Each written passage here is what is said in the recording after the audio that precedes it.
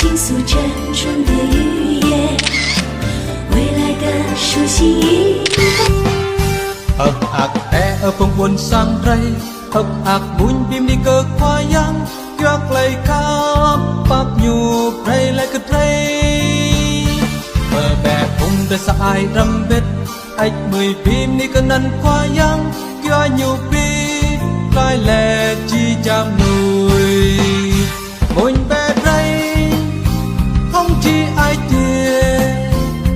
môi cài ta hơn vang ta lần là giờ cơ qua yang ai thiệt rây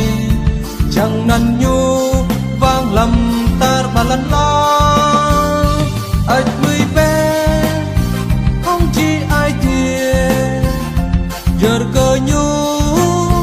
chi play tiếp rây hơn năn nhu cơ chi chẳng nuôi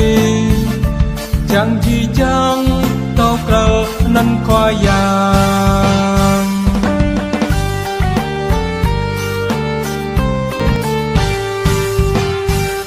ạc e ở phong buồn sang rây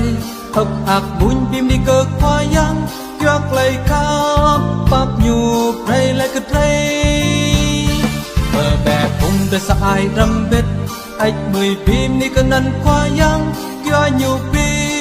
lại lệ chi chạm nuôi môi bè rây không chi ai thiệt môi cài ta hơn vang ta lần là giờ cơ qua